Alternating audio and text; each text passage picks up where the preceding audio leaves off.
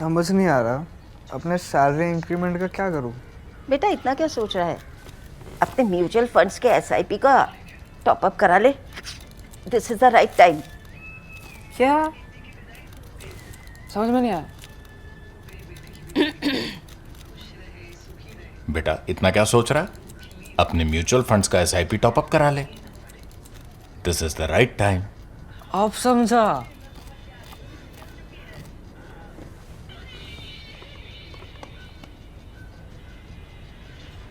Mutual fund investments are subject to market risks. Read all scheme related documents carefully. नमस्कार, the print में आपका स्वागत है। मैं अपूर्वा मंधानी, मेरे साथ है हमारे editor in chief Shekhar Gupta और हम दोनों आपके सामने हमारा साप्ताहिक शो शेखर से सवाल लेकर एक बार फिर हाजिर हैं। इस शो में जैसे कि आप जानते हैं आपके सवाल होते हैं और शेखर के जवाबों की जुगलबंदी से हम हेडलाइंस के पीछे की जो कहानी होती है उसको आप तक पहुँचाते हैं, साझा करते हैं। तो शेखर, बिना वक्त ज़ाया किए सवालों से शुरुआत करते हैं। पहला मैं एक सवाल पूछूंगी। अन्नामलाई के इस्तीफे से तमिलनाडु की नीति में एक नया ट्विस्ट आया है, उस पे अगर आप अपने विचार साझा करें। सच्चाई है कि इससे तमिलनाडु की राजनीति में कोई ट्विस्ट नहीं आया है, बीजेपी की राजनीति में भी कोई ट्विस्ट नहीं आया है, क्योंकि अभी साफ हो गया कि अन्नामलाई का जो फिनोमिनन था ये एक तरह का सोशल मीडिया हाइप था। वो ये कहूँगा कि वो इम्प्रेसिव कैरेक्टर है जी। बात करने में ठीक ठाक हैं, स्मार्ट हैं, आईपीएस में भी गए हैं, उनका एक व्यक्तित्व है, लेकिन उस व्यक्तित्व के पीछे कोई पॉलिटिक्स नहीं है जी। और उसका कारण ये भी है कि बीजेपी की तमिलनाडु में कोई पॉलिटिक्स नहीं है। बीजेपी की जो तमिलनाडु में, चाहे वो सनातन की बात करें, चाहे वो वाराणसी और तमिलनाडु कनेक्शन की बात करें, जो भी करें, लेकिन जो तमिलनाडु की पॉलिटिक्स रही है, द्रविड़ पॉलिटिक्स, और इतने समय से रही है, उसके पहले भी कोई वो हिंदू पॉलिटिक्स नहीं थी। तो उसमें जो बीजेपी का बेस है वो बहुत सिकड़ा हुआ है। वो ज़्यादातर जो ब्राह्मण पॉपुलेशन है, जो करीब 1.5 से 2% ही होगी अभी, तो अन्नामलाई से उनको उम्मीद थी कि वो बढ़ा पाएंगे 10, 12, 15% अगर वोट शेयर हो जाए तो उनकी कुछ औकात हो जाती। वो नहीं हो पाई और वो बार बार मालूम पड़ गया। तो बीजेपी के लिए भी उसकी अभी इतनी कोई यूटिलिटी नहीं थी और उनको भी बीजेपी से कुछ मिला नहीं, तो वो भी कुछ सोच रहे हैं मैं क्या करूँ। तो इससे ना तमिलनाडु की राजनीति में कोई उथाल पुथाल है, ये कोई एक छीटा बनी है उसके अंदर, और इसीलिए ये बीजेपी के लिए थोड़ा सा सेटबैक है नाम के लिए, क्योंकि उन्होंने कहा था कि हमने एक नेता चुन लिया है जी। और वो जब अन्नामलाई सोशल मीडिया के ऊपर भाषण वगैरह में बीजेपी की बिहाफ में बात करते थे तो उसके बहुत उनको ट्रैक्शन मिलती थी। तो बीजेपी का एक इंस्ट्रूमेंट था, वो इंस्ट्रूमेंट उनके हाथ से चला गया। उस हद तक कुछ बीजेपी का नुकसान है। ये सोचें कि इसकी वजह से बीजेपी तमिलनाडु में बहुत बर्बाद हो गई।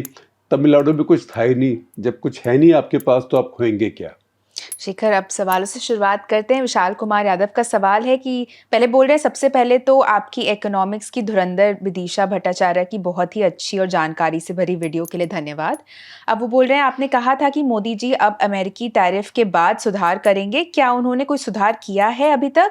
साथ ही रुपया तो गिरेगा, लेकिन उसके गिरने का अगर एक्सपोर्ट में हमें लाभ नहीं मिले और साथ में पेट्रोलियम के प्राइस इंक्रीज होते रहें तो हमारे लिए ये दोहरी मार नहीं होगी क्या? बोले सस्ते क्रूड का ना जनता को और ना हमारे उद्योगों को लाभ नहीं मिलता और महंगा होने पर उन्हें नुकसान उठाना पड़ता है। क्या हमारी एक्सपोर्ट की समस्या भी रुपए के गिरने की जिम्मेदारी नहीं है? देखिए, आपने बहुत सवाल एक में पूछ लिए। मैं आपको जैसे मुझे समझ आएगा वैसे बताता हूँ। एक तो ये कि सुधार करने की बात की थी, कुछ हद तक सुधार हुए हैं, जैसे बड़े बड़े प्रोजेक्ट्स हैं, डेटा सेंटर्स हैं। नहीं तो पहले हमेशा हम डिबेट में ही फंस जाते, डेटा सेंटर खोलने के नहीं। अब डेटा सेंटर खोलेंगे तो उनके लिए बिजली चाहिए, तो इसलिए आपका शांति एक्ट भी आया, जिससे कि आप अब न्यूक्लियर एनर्जी दोबारा ला सके, क्योंकि यूपीए के दिनों में, आखिरी दिनों में उसको इस तरीके से उसको इंटरनली सैबोटाज किया गया था, कांग्रेस पार्टी के अंदर ही और लेफ्ट से भी, और उसमें बीजेपी भी जुड़ गई थी। बुरे आइडियाज़ में सब एक साथ हो जाते हैं। एक बैंड वैगन जो होती है ना हमारी, बैड आइडिया बैंड वैगन, उसमें सब बैठ जाते हैं, उसमें बड़ा जोश आता है बैठने के लिए, सब बैठ गए थे। तो जो न्यूक्लियर लायबिलिटी एक्ट हमने बनाया था वो ऐसा बना दिया कि उसमें कोई सप्लायर आपके पास आता ही नहीं, क्योंकि अब सप्लायर किसी ने आपको गाड़ी बेच दी, उसके बाद आप गाड़ी से किसी को टक्कर मार दें या गाड़ी को आप खड्ड में डाल दें, तो सप्लायर की जिम्मेवारी तो नहीं है ना बेचने वाले की, तो आपकी है, ऑपरेटर की है। तो हमेशा ऑपरेटर के ऊपर जिम्मेवारी होती है। फिर ऑपरेटर अगर लाइबिलिटी बोले सप्लायर से कि भाई देखो तुमने मुझे वायदा किया था, तुमने ये नहीं दिया, वो अपनी जुडिशियल प्रोसेस से उसको पकड़ता है। जी। तो आप जाके उसके देश में कहीं भी, बल्कि उसके देश में अगर कोर्ट में जाओगे शायद आपको जल्दी न्याय मिल जाए। यहाँ तो मिलने में आपको तीन जनरेशन लग जाती है, आप जानती हैं उसको। जी। लोग 22 साल 25 साल जेल में रह के फिर इनोसेंट कह के निकाल दिए जाते हैं, जबकि उनकी लाइफ बर्बाद हो जाती है।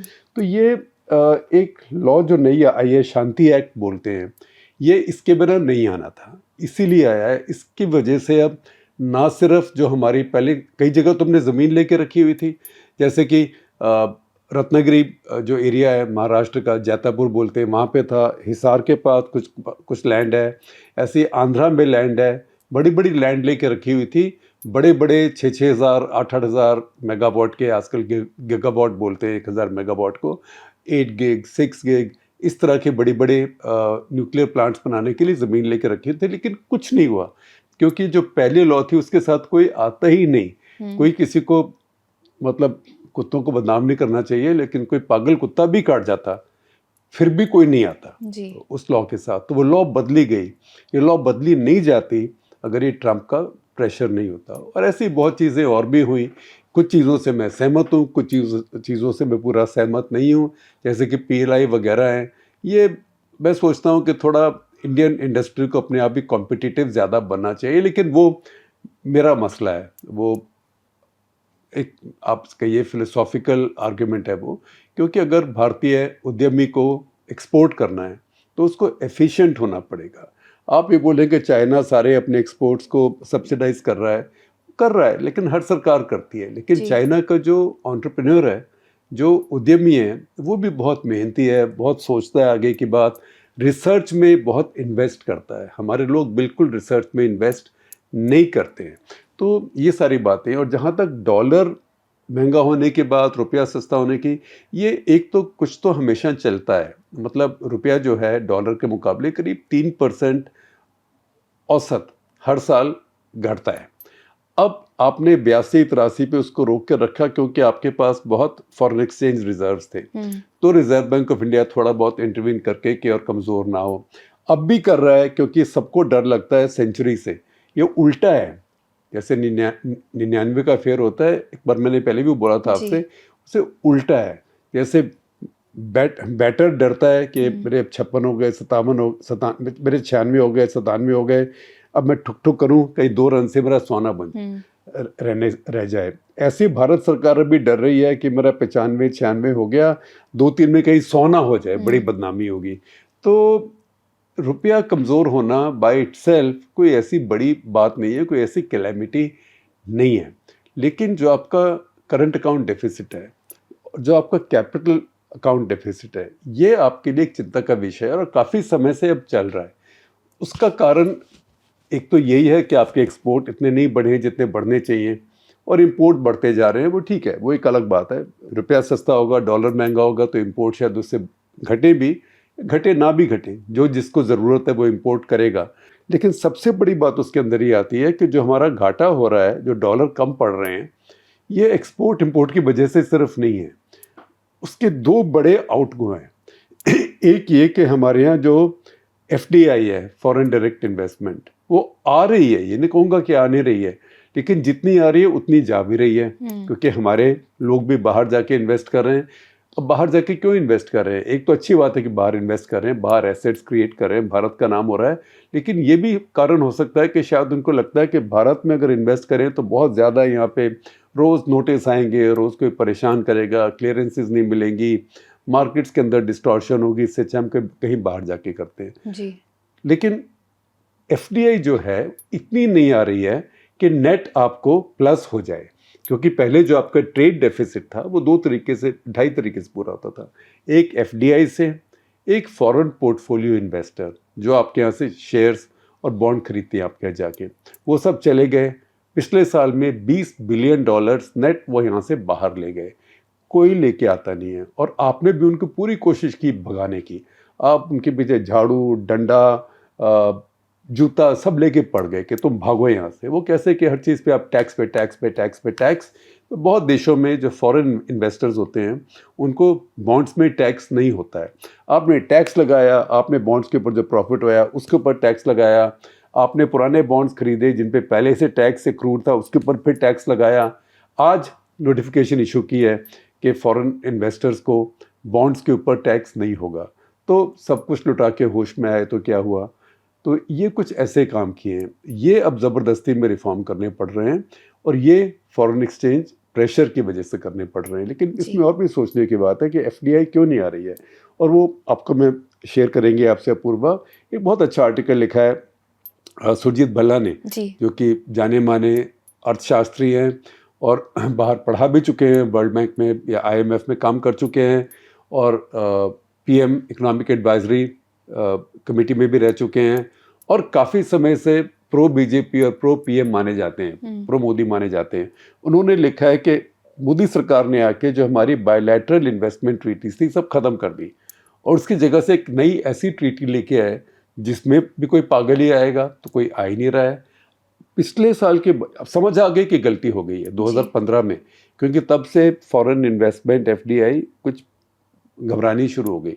और जो FDI आई भी वो प्राइवेट इक्विटी के थ्रू आई, जो यहाँ कोई शुरू कर रहा है उसको अपने पैसे दे दिए, जैसे जोमेटो आ रहा है या जैसे ओला आ रहा है, ऐसे FDI आई। उसमें सॉफ्ट बैंक वगैरह लोग आए, लेकिन अपनी कोई आके बड़ी फैक्ट्री लगाए और उसमें कुछ पैदा करे और नौकरियां प्रोड्यूस करे, ये आना बहुत कम हो गया। क्योंकि सब विदेशियों ने कहा यहाँ पे आके अगर झगड़ा होता है तो हमें यहाँ पे न्याय नहीं मिलता, क्योंकि अगर इंडिया की कोर्ट प्रोसेस में रहेंगे तो ये 2 पीढ़ियाँ लग जाएंगी। और पहले जो हमें आर्बिट्रेशन मिलता था बाहर, वो आर्बिट्रेशन अब हमें मिल नहीं सकता, क्योंकि वो आर्बिट्रेशन जो था वो बायलैटरल इन्वेस्टमेंट ट्रीटी में था, वो भारत सरकार ने ख़त्म कर दी। अगर आप सुरजीत भल्ला का आर्टिकल पढ़ेंगे तो आपको हंसी भी आएगी और आपको रोना भी आएगा, क्योंकि उसकी सच्चाई ये है कि भारत सरकार ने इतना बड़ा फैसला क्यों किया कि सारी BITs को ख़त्म कर दिया, जिसकी वजह से मैं कहूँगा करीब इस समय तक नेट 2015 से अब तक करीब $200 बिलियन आपको FDI नहीं आई है। वो इसलिए किया कि एक विदेशी कंपनी का एक डिस्प्यूट हुआ एक भारतीय कंपनी से। अब उस विदेशी कंपनी की बदकिस्मती थी कि वो भारतीय कंपनी एक PSU है, बहुत बड़ा PSU है, कोल इंडिया लिमिटेड। उसमें आर्बिट्रेशन में उस विदेशी कंपनी को एक अवार्ड मिला। भारत सरकार ने कहा और हमारे नौकरशाहों ने कहा, अरे बाप रे, तुम्हारे बाप का राज है, ये मेरे बाप की कंपनी है, इससे तुम पैसे कैसे ले लोगे, तुम्हें कहीं भी मिला आर्बिट्रेशन। आप ये सोचो कि कितने पैसे थे, वो $2 बिलियन थे। $2 बिलियन के डॉलर आज भी 18.5 करोड़ 19 करोड़ रुपए मान लीजिए आज, 19 करोड़ रुपए कोल इंडिया जैसी कंपनी के लिए। लेकिन इज्जत का सवाल, आपको हम नहीं देंगे। और उसकी वजह से आप ये सोचें कि आपको कोई आपके घर के सामने से निकला और मान लीजिए आपसे कुछ वो झगड़ा करके और किसी पंचायत के पास गया, पंचायत ने कहा कि इसको आप 5 रुपए दे दो, इसके बनते हैं। या अपने घर में आपने कुछ एक चीज़ रखी हुई है, गमला, ये इसका था, इसको दे दो। आपने उसको दे दिया, गुस्सा इतना आया कि आपने अपने घर को आग लगा ली। ये कुछ ऐसा ही हमने किया कि वो $2 मिलियन का इतना गुस्सा आया, क्योंकि कोल इंडिया भारत सरकार की कंपनी है, कोल मिनिस्ट्री के अंडर आती है, बड़े बड़े धाकड़ IAS ऑफिसर उसके इंचार्ज हैं। उन्होंने कहा, यार तेरी ये हिम्मत, मेरे पास तो सॉवरेन पावर है, मेरे कॉन्स्टिट्यूशन ने दी है। तो उन्होंने BIT को ही ख़त्म कर दिया। तो ना, ये उल्टी बात हो गई कि ना रहा बांस ना बजी बांसुरी। बांसुरी इस केस में थी FDI, तो FDI यानी बंद हो गई। अब भारत सरकार को भी समझ आई, फिर से वही बात, सब कुछ लुटा के होश में आए तो क्या मिला। 2025 के बजट में पिछले साल निर्मला जी ने कहा कि हम BITs नहीं लाएंगे और रिवाइज कर रहे हैं। अब तक तो आई नहीं। फिर कहा अच्छा रिवाइज करेंगे तो ऐसे करेंगे कि आप आर्बिट्रेशन के लिए जा सकते हैं फॉरेन कोर्ट में, लेकिन 3 साल आप पहले इंडियन कोर्ट्स में धक्के खाइए, उसके बाद जा सकते हैं। तो कोई यार धक्के खाने क्यों आएगा, अभी भी कोई नहीं आ रहा है। तो फिर शायद कोशिश की जा रही है। और देखिए दुनिया में इस टाइम FDI के लिए बहुत जगह अवेलेबल है।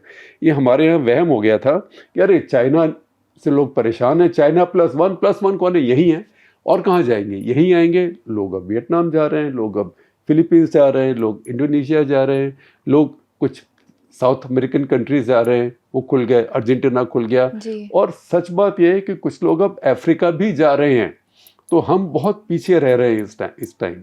और ये सब हमारे अपनी कारनामे हैं। इस घर को आग लगी इस घर के चिरागों से, बिल्कुल वही बात हो रही है। तो वो करेक्शन सब कुछ हद तक हो रही है। और सुरजीत भल्ला के 2 आर्टिकल हैं, दोनों अपूर्वा आपसे शेयर करेंगी। वो तो जब घर का भेदी ये बात बता रहा है, फिर तो आप समझेंगे ना।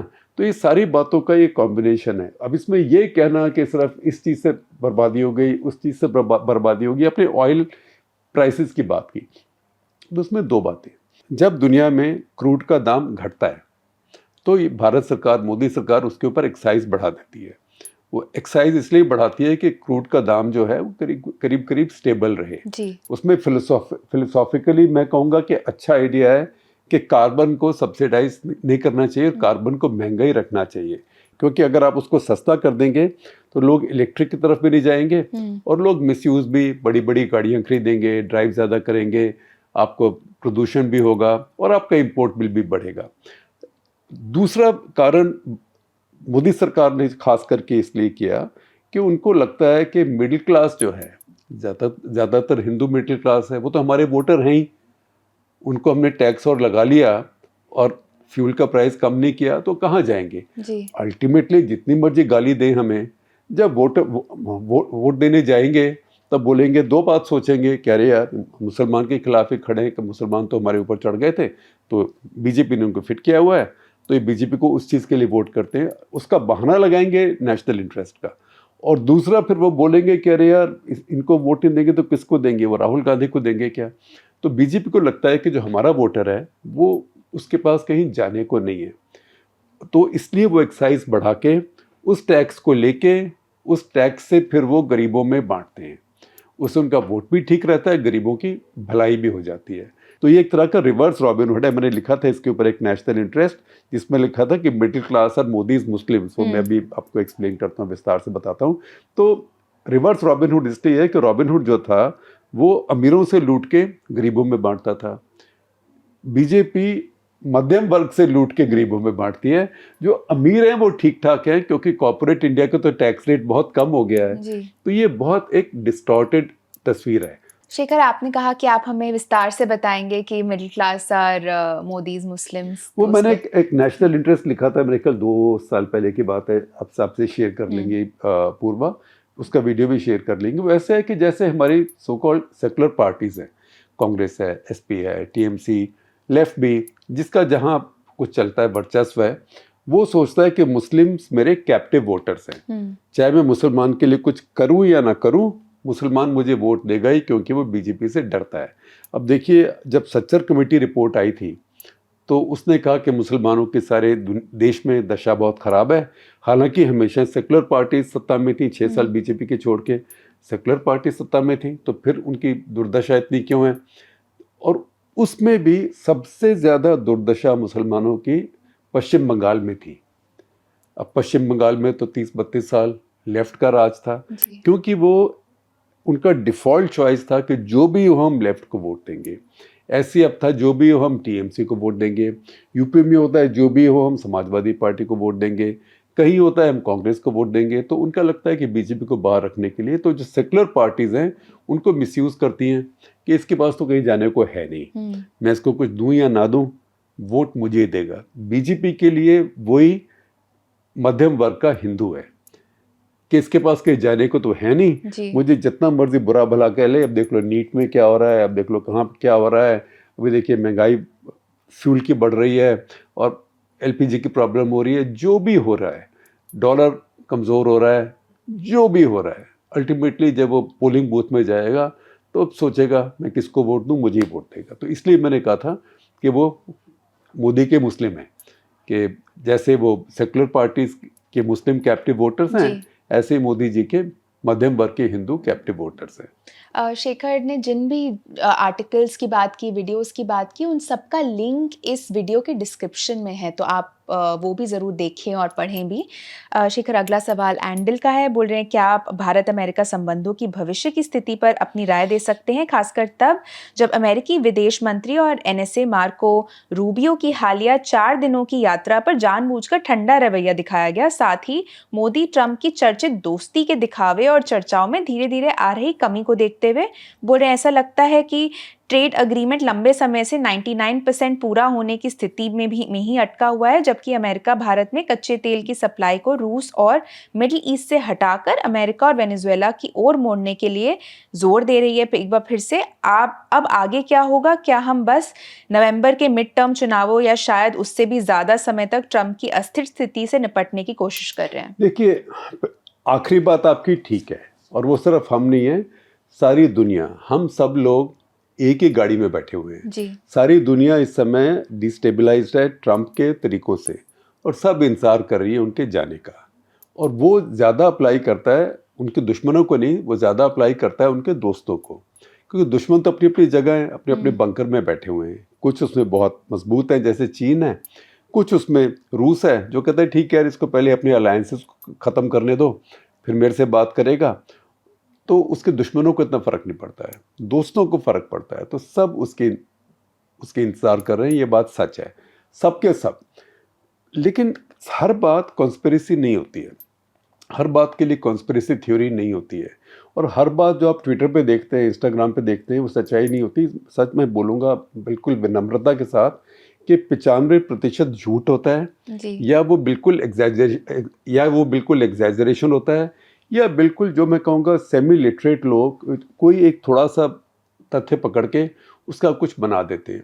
अब जैसे सबने बना दिया कि अरे रूबियो आए, उनको जयशंकर मिलने नहीं गए, कोई मिनिस्टर ऑफ स्टेट भी मिलने नहीं गए, और एक उनके जॉइंट सेक्रेटरी या जो डिवीजन हेड हैं सिर्फ वो मिलने गए अमेरिकस के। देखा, हमने दिखा दिया रूबियो को कि तुम क्या समझते हो, हमने उसको ह्यूमिलिएट कर दिया जी। एक तरफ वो हैं, एक तरफ जो दूसरे हैं, ये तो वो हैं जो प्रो मोदी, प्रो बीजेपी, जो नेशनलिस्ट, एक तो वो लोग हैं। मैं दोनों को सच्चाई बताऊंगा। दूसरी तरफ वो लोग हैं जो कहते हैं अरे ये रूबियो आया और सीधा पीएम को मिलने चला गया, ये तो प्रोटोकॉल टूट गया।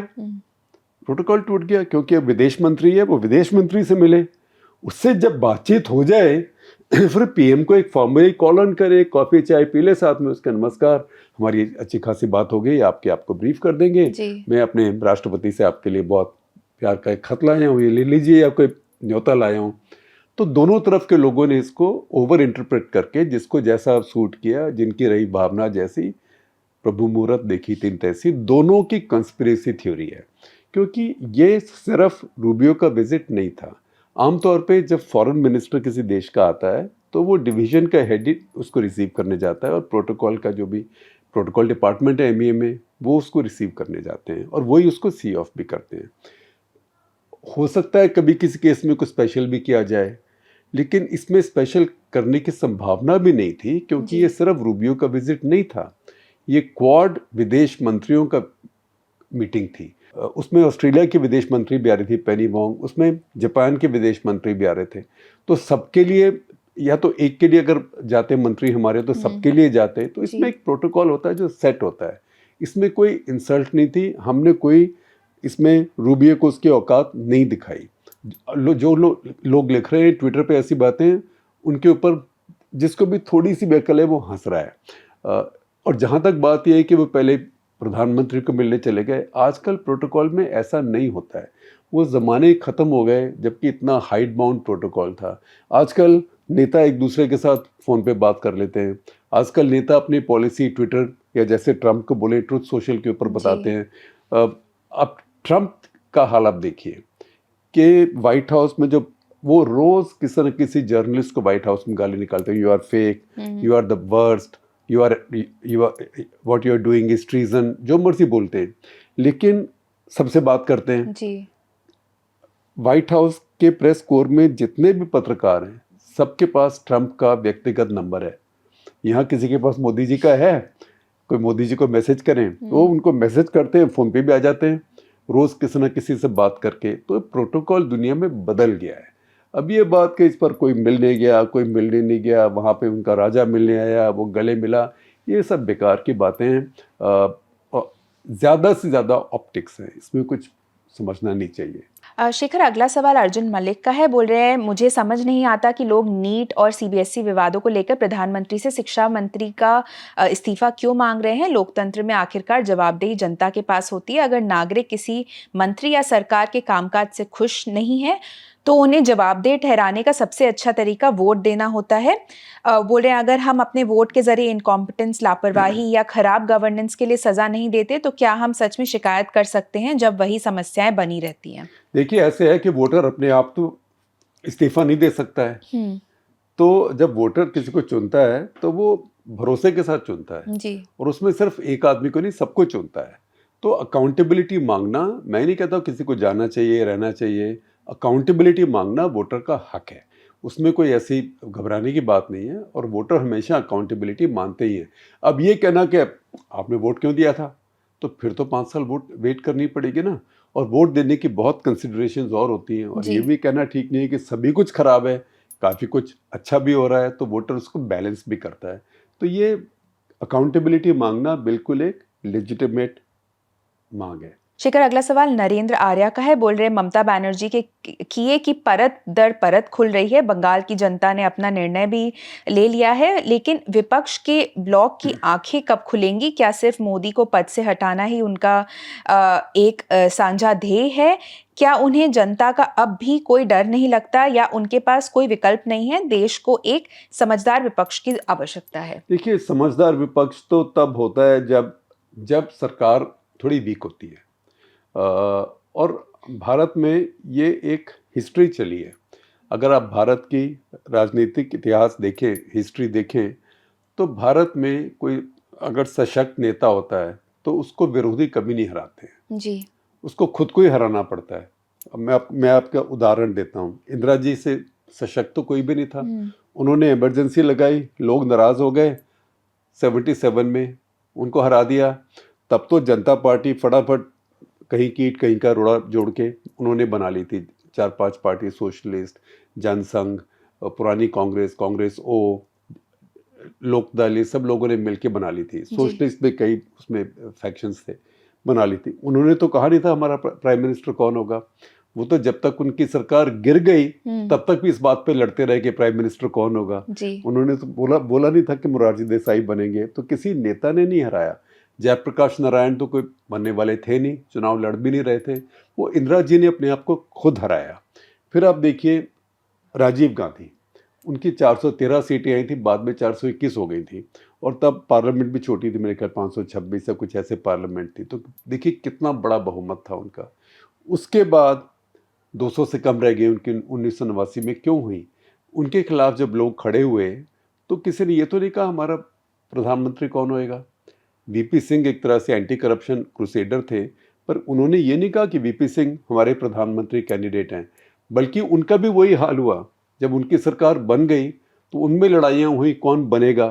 देवीलाल ने सोचा मैं बनूंगा, चंद्रशेखर ने सोचा मैं बनूंगा, हर किसी को उम्मीद हो गई। उन्होंने वीपी सिंह को काम नहीं करने दिया। 10 महीने के अंदर अंदर वीपी सिंह चले गए, फिर 4-6 महीने में चंद्रशेखर चले गए।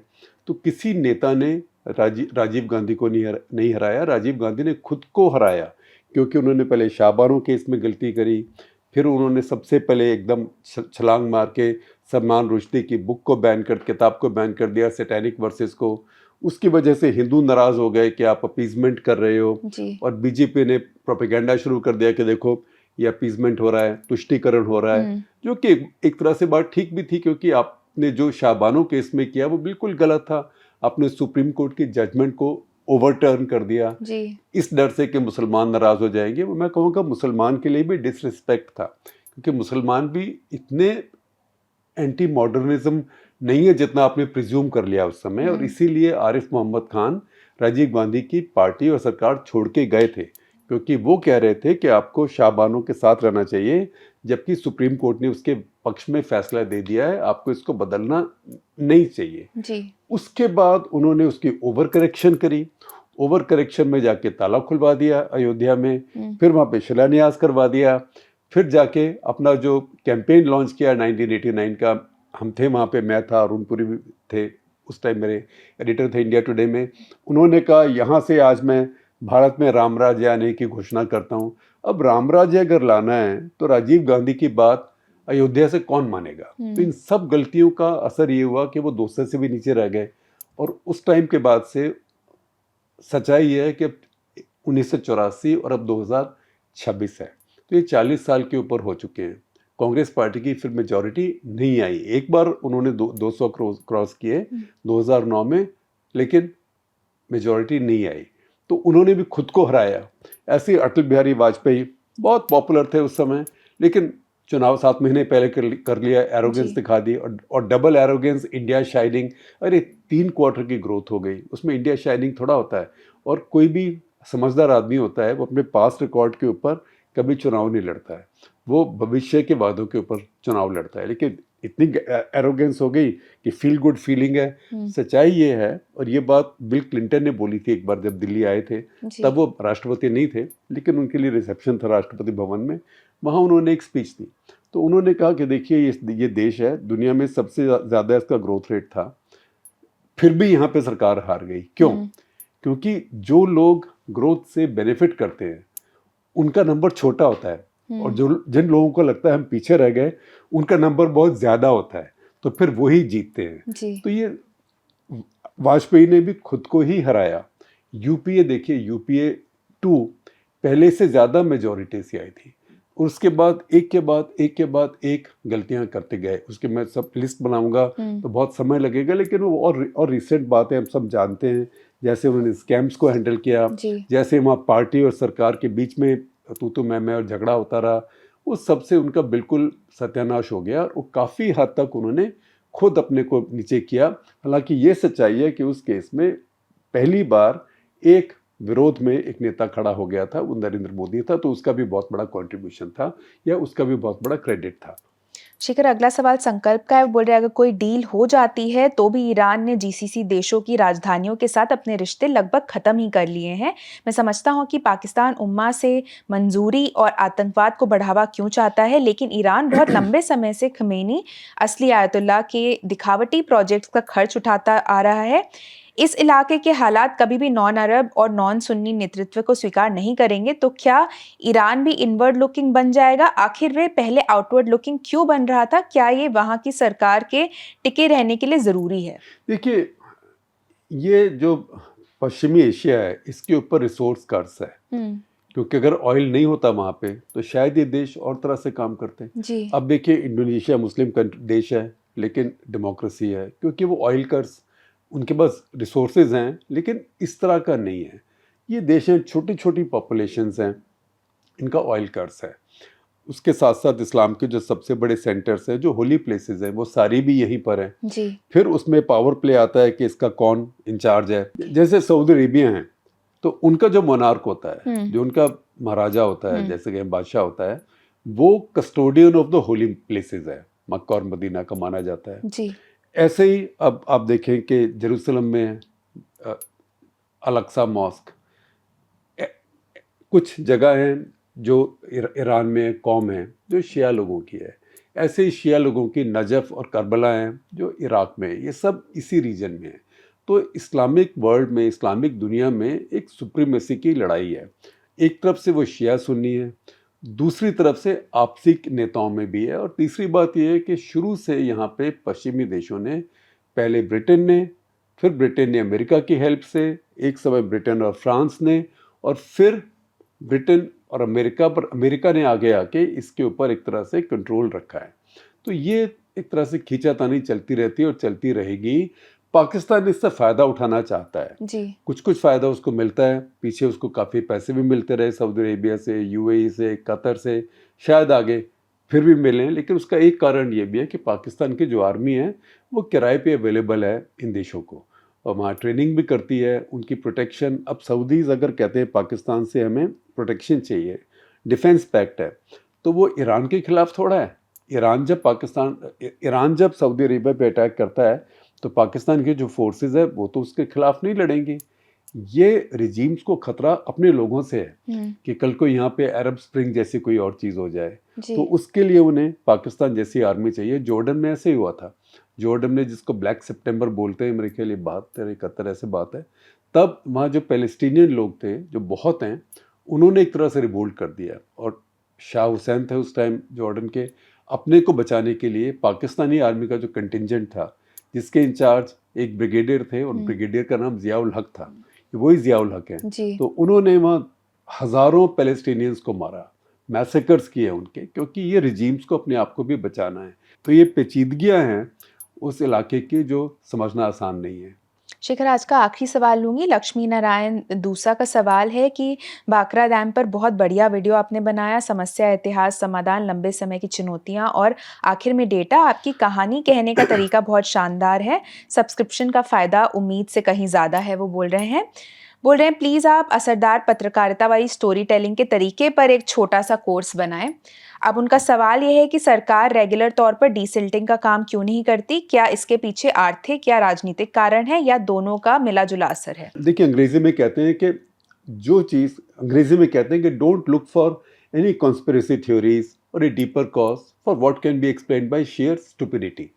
इस केस में मैं स्टुपिडिटी नहीं बोलूंगा, मैं लेजीनेस बोलूंगा। एक सुस्ती है, अरे चले जा रहा है ना हर साल। अगर ये शुरू से डीसिल्टिंग का प्लान बनाया होता, आपको पता है हिमालयाज हैं, हर पहाड़ से सिल्ट आएगी, हिमालय से ज़्यादा आती है, हिमालय फ्रेजाइल माउंटेन्स हैं, ऊपर डिफॉरेस्टेशन भी हो रहा है। तो इसका बहुत शुरू से प्लान बनाना चाहिए था। नहीं किया तो कम से कम अब किया जी। और अब आप देखिए शर्म की बात कितनी है और बेवकूफ़ी भी कितनी है कि आपने कहा कि हम देखा ना, जो हमारी वेस्टर्न रिवर्स हैं, जो चिनाब, झेलम और इंडस, जो कश्मीर में रिवर्स हैं, जो इंडस वाटर ट्रीटी में पाकिस्तान को जिनका पानी मिला हुआ था, उनमें हम इतने साल से डिसिल्टिंग नहीं कर पाए, और हमारे जो बांध हैं उनका रिजर्वायर लेवल अब बहुत ही कम रह गया है क्योंकि मिट्टी इतनी भर गई है। पाकिस्तान ने हमें करने नहीं दिया। हम डिसिल्टिंग करते थे तो पाकिस्तान जाके ऑब्जेक्शन करता था, अब हम करेंगे। ठीक है, वहाँ तो पाकिस्तान का नाम लगाएं, लेकिन जो आपकी अपनी रिवर्स हैं, आपके जो अपने डैम्स हैं, उनमें आपने क्यों नहीं किया? वो आपको अब याद आई है जब आपके सिर के ऊपर से पानी निकल रहा है, लिटरली। जी। तो ये कुछ बातें हैं जो अब मुझे भी समझ आई हैं, मुझे पहले समझ नहीं आई थी। ये भाखड़ा के बारे में पढ़ के मुझे समझ आया है। और जहाँ तक आपकी बात है स्टोरी टेलिंग सीखने की, तो अब देखिए आपके लोगों आपके स्क्रीन पे भी आएगा, आपसे लिंक भी शेयर करेंगे। एक लिंक हमारी डिस्क्रिप्शन में भी होगा, the print school of journalism. इसमें हम बहुत अच्छी हमारी फैकल्टी है, उनमें मैं भी हूँ। तो चलिए, मैंने अपने आप को भी अच्छा कह दिया 1 मिनट के लिए, आप कुछ कहिए ना कहें, लेकिन हम सब लोग मिलके वहाँ पढ़ाते हैं 2 बार हफ्ते में, वीकेंड के ऊपर 16 वीकेंड्स में। और ये बहुत अच्छा कोर्स है। काफ़ी नए लोग जिनकी बायलाइंस या चेहरे आप देख रहे हैं द प्रिंट में, वो हमारे स्कूल से ही पढ़े हुए हैं। और काफ़ी लोग ऐसे हैं जो और जगह जाके काम कर रहे हैं या यहाँ से सीख के, चाहे जो भी कर रहे हों, इसमें मेडिकल डॉक्टर्स हैं, इंजीनियर्स हैं, सॉफ्टवेयर के लोग हैं, सब वो स्किल्स को अपने अपने पेशे में अप्लाई कर रहे हैं। तो आप भी उसको चेकआउट कीजिए। जी, चलिए, इसी बात पे हमारा आज का एपिसोड यहीं खत्म होता है। आशा करती हूँ आपको एपिसोड पसंद आया होगा। हमसे जुड़ने के लिए आप सभी का बहुत बहुत धन्यवाद।